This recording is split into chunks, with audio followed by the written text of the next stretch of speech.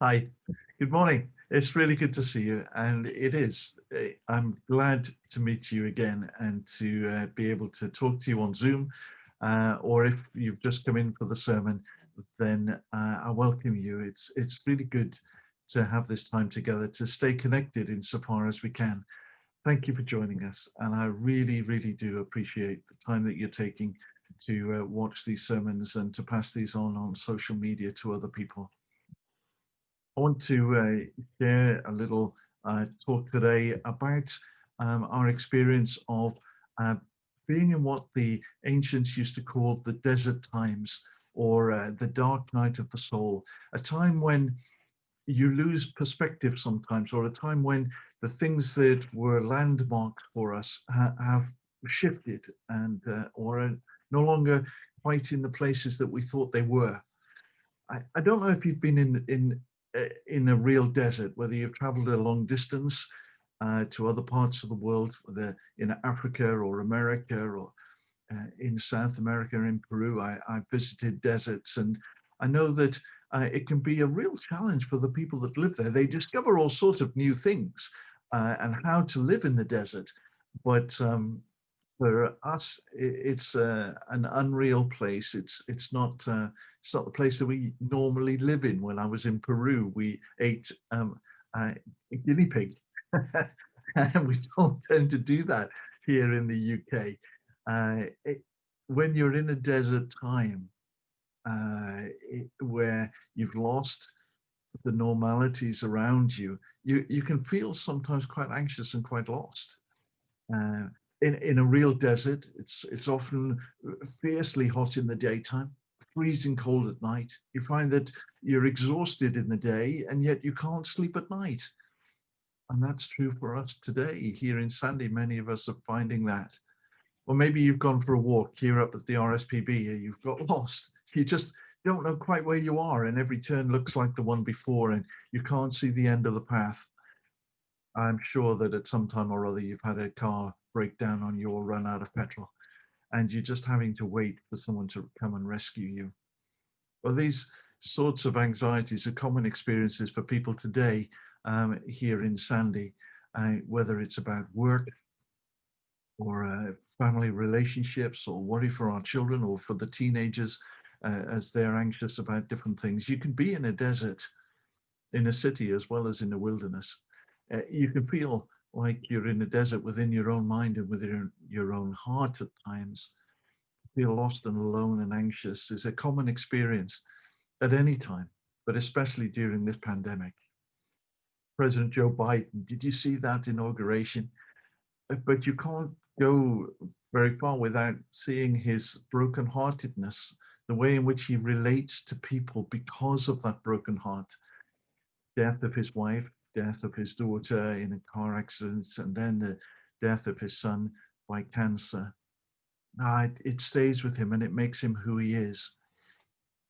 But we all carry these wounds. Lady Gaga, who did that song and came in that extraordinary dress, uh, she is also a mental health advocate as well as a star and singer in her own right.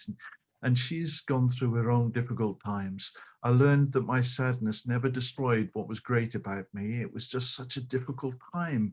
You have to go back to find that greatness again, to find that one little light that's left in your life. I was lucky. I found one little glimmer stored away, and I tended it, and it burst back into flame. But she knows what it is to feel that way. John Hamm, who maybe you've seen in films, he said this: medical attention is medical attention, whether it's for your elbow or for your teeth or for your brain, and it's important. We live in a world where to admit anything negative about yourself is seen as a weakness, when it's actually a strength. It's not weak to say, I need help. In the long run, it's way better because you have to fix it. And so we discover that all sorts of people have had these anxieties within them, and that we are not alone. And it's not just me that feels them, nor is it a weakness of my part to feel it. Uh, Michelle Obama, whether an illness affects your heart, your leg, or your brain, it's still an illness, and there should be no distinction.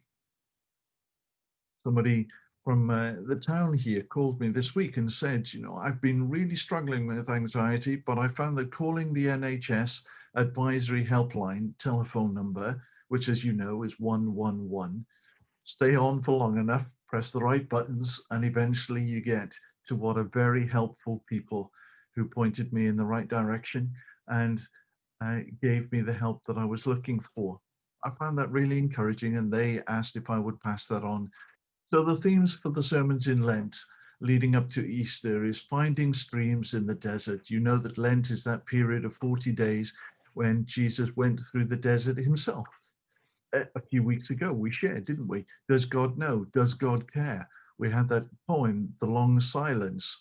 And if you found that sermon helpful, pass it on to other people through your social media.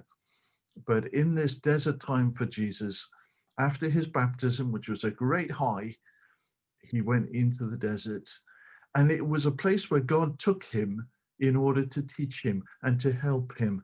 And we're going to look over the next few weeks at different people who learned different lessons while they were in the desert.